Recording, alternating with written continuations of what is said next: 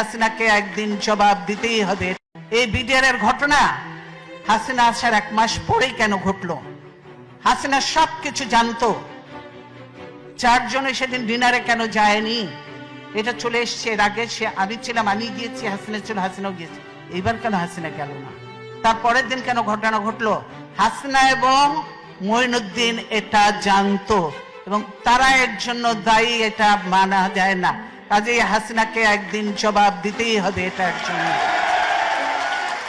57 জন, হ্যাঁ আমি ক্ষতিগ্রস্ত হয়েছি, আমার ছেলেদের হয়েছে, তারপরে আমি বলবো 57 জন ভালো ভালো অফিসার কিভাবে মারা হয়েছে তা চিন্তা করা যায় না।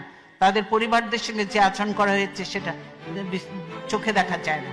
আমরা 57 জন অফিসারকে করে কাউকে পুড়িয়ে ফেলা হয়েছে, কাউকে গার্বেজের ভিতর দেওয়া হয়েছে, কাউকে।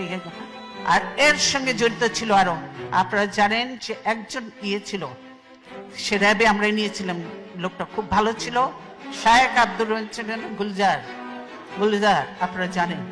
গুলজার ধরেছিল ওই শায়েক আব্দুর রহমানকে, তার জন্য রাগ ছিল ওই মির্জা আজমের, তার বোনের জামাই ছিল। তার জন্য গুলজার সন্ধ্যা পর্যন্ত র্যাবকে, মোয়েনকে, অমুককে বারবার ফোন করেছে, হেল্প হেল্প হেল্প, সাহায্য চেয়েছে, কিন্তু কেউ এগিয়ে আসেনি। কি বলে, র্যাব আর্মি যে বসে আছে কিন্তু পারমিশন পাচ্ছে না, র্যাব ঢোকার পারমিশন পাচ্ছে না। পিলখানায় যদি তারা ঢুকতে পারতো, আমি মনে করি এরকম নয়, 2-1 জন মরতে পারতো, তো সব অফিসারকে আমরা বাঁচাতে পারতাম। দেশের এটা ছিল অ্যাসেট, আজকে দেশকে ধ্বংস করে দেওয়া হচ্ছে, আর্মিকে শেষ করে দেওয়া হচ্ছে।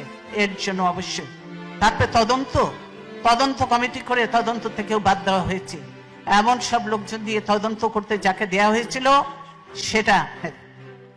সেটা তাকে করতে দেয়া হয়নি। তারপর সে তাকে বাদ দিয়ে আরেকজনকে দিচ্ছে, দলীয় লোককে দিয়ে করে কোন রকম নাম কাস্তে লোক দেখাতে হবে, সেটা করেছে। কে করেছে? তাদের লোক। এইটা বুঝতে পারছেন। কাজে বিডিআর ঘটনার সঙ্গে হাসিনা এবং মঈনুদ্দিন সরাসরি জড়িত। তারা এদেরকে নিয়ে একসঙ্গে শেরাটন হোটেল থেকে খাওয়া এনে খেয়েছে। তাদের যে তখন একজন ছিল, কি ডিডিজি ছিল না কি ছিল, কি না, তৌহিদ তখন কোথায় ছিল? হাসিনার ওখানে ছিল না? নিজের পরিচয় দিয়ে গেছে, একসঙ্গে খাওয়া দাওয়া করেছে, সবকিছু করেছে, ভালো কাজ করেছে, বাবা দিয়ে পাঠিয়ে দিয়েছে। এই হলো অবস্থা।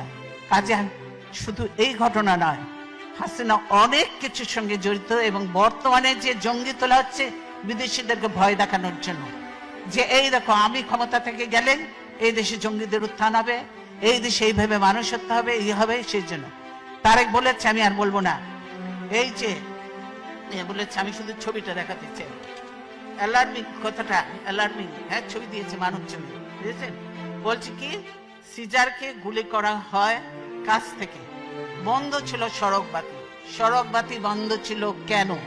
তার জন্য দায়ী কি বিএনপি? সরকার দায়ী হতে হবে। কেন ছিল?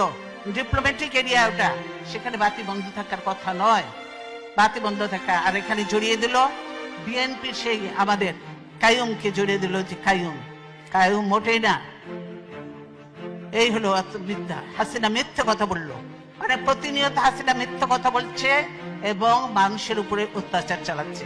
তাই আমরা বলতে চাই, আল্লাহ আছেন, আল্লাহ অবশ্যই দেখছেন, আল্লাহ বিচার করবেন। সাংবাদিক আজকে মাহমুদুর রহমান জেলে অপরাধবিহীন, তারপরে সাগর রুনির কোনো বিচার আজ পর্যন্ত হয়নি। শওকত মাহমুদ জেলে, প্রেস ক্লাব আজকে আওয়ামী লীগের দখলে। এখন সুপ্রিম কোর্ট বারও দখলের চেষ্টায় আছে, বার কাউন্সিল তো কোন রকম করেছে, ওটা নিয়েও একটা ভেজাল লেগে আছে। এই হলো অবস্থা। সব দলীয়করণ, দখলীকরণ চলছে, জমি জায়গা থেকে আরম্ভ করে। সেই বাংলাদেশ এখন মুসলমান, হিন্দু, বৌদ্ধ, খ্রিস্টান কোন ধর্মের মানুষ নিরাপদ নয়। এবং যত দুর্ঘটনা ঘটছে তার সঙ্গে হাসিনা এবং আওয়ামী লীগ সরাসরি জড়িত, এবং তার পুলিশ বাহিনী, পুলিশ এবং র্যাব এরা জড়িত। তাই আমি বিদেশিদের কাছে আহ্বান করব, এই র্যাবের ইউএন মিশন বন্ধ করতে হবে, র্যাবকে বন্ধ করে দিতে হবে। র্যাবকে যে গুলি টুলি সাপ্লাই দেওয়া হয় এগুলো বন্ধ করতে হবে, নাহলে বাংলাদেশের নিরীহ মানুষরা মরবে, বিদেশিরাও মরবে। এবং এগুলো সব বন্ধ করতে হবে, র্যাব পুলিশ এদেরকে।